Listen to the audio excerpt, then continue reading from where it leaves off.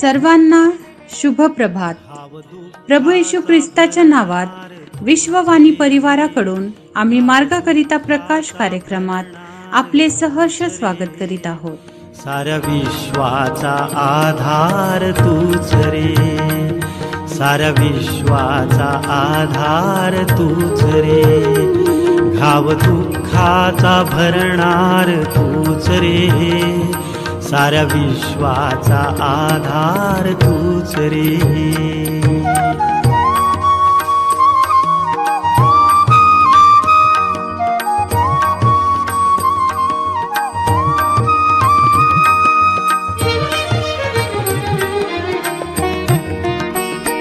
पुण्यपदरात माझ्यान काही, पुण्यपदरात माझ्यान काही, पाप जाळ्यात काया फसेही, पाप जाळ्यात काया फसेही, आज पाप्यास उद्धार तूच रे, साऱ्या विश्वाचा आधार तूच रे, घाव दुःखाचा भरणार तूच रे, साऱ्या विश्वाचा आधार तूच रे.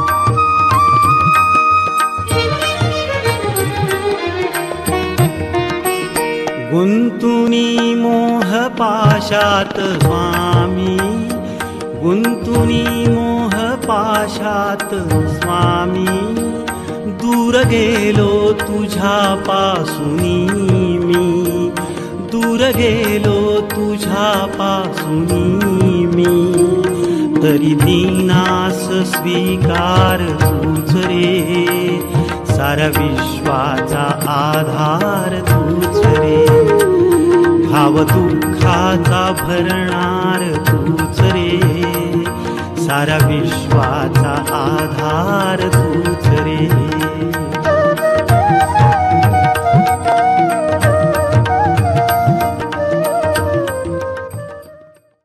आजच्या मन्नाकरिता देवाचे वचन मत्ताया याचा 9वा अध्याय 1 ते 8 वचन. मत्ताया याचा 9वा अध्याय 1 ते 8 वचन.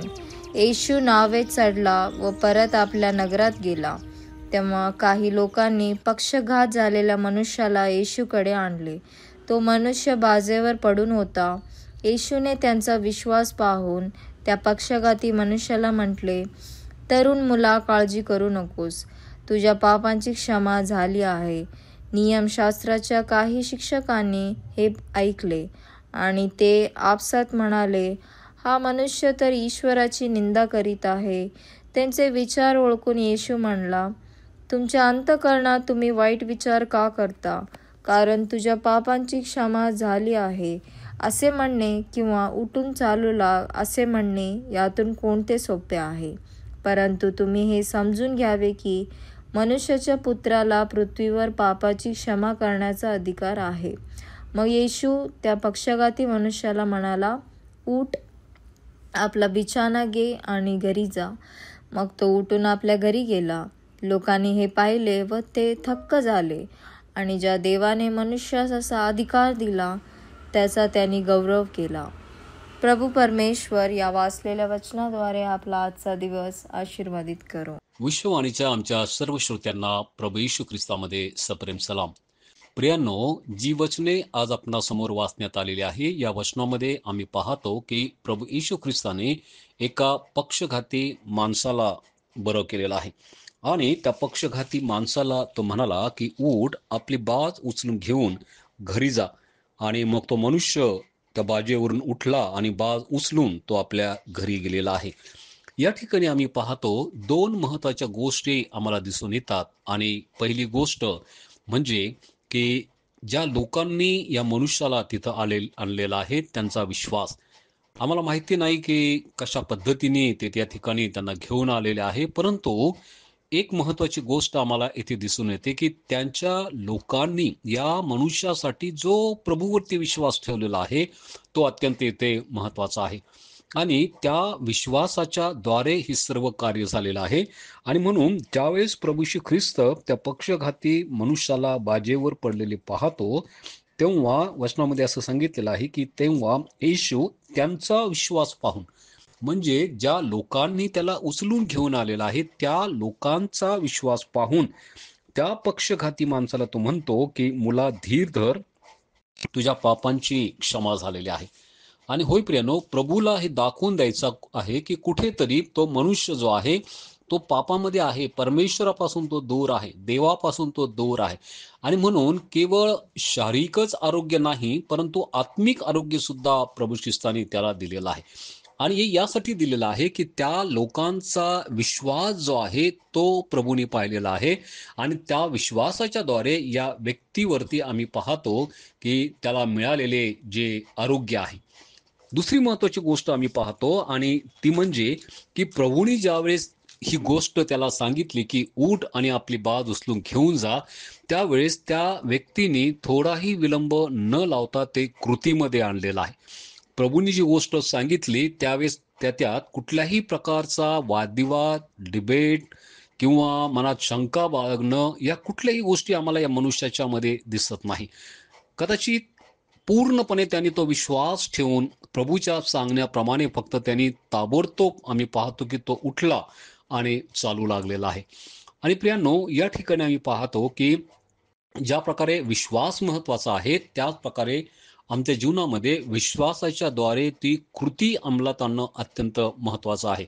आणि म्हणून अनेक वेळेस आम्ही फक्त प्रार्थना आणि प्रार्थना आणि प्रार्थना करत असतो, परंतु आमच्या प्रार्थनेमध्ये पूर्ण विश्वास ठेवून ती गोष्ट घडणार आहे किंवा ती गोष्ट आता घडत आहे तो विश्वास आम्ही आमच्या मनामध्ये बाळगणं आणि ती कृती त्या प्रकारे करणं अत्यंत आवश्यक आहे.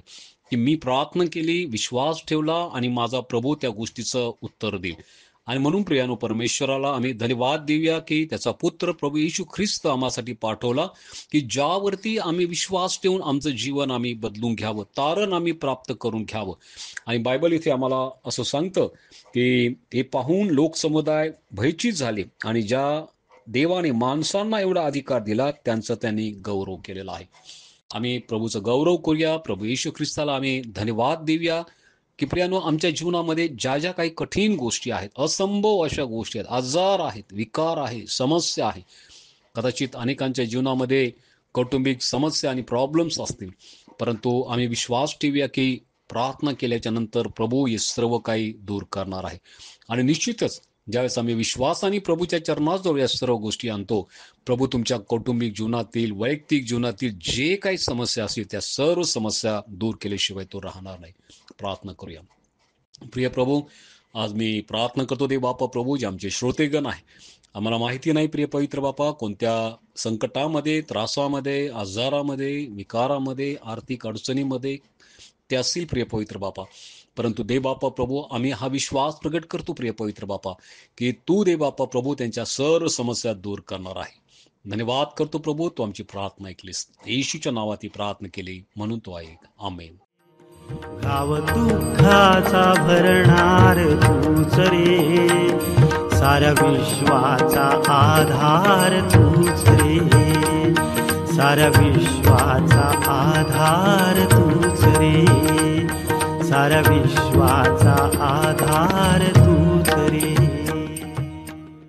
येशू हा पहा जगाचे पाप हरण करणारा देवाचा कोकरा. आता आपण आपल्या प्रार्थना विनंत्या कोणत्याही वेळेस विश्ववाणी प्रार्थना केंद्राला टोल फ्री नंबरद्वारे कळवू शकता. आमचा टोल फ्री नंबर 1-800-270-0333.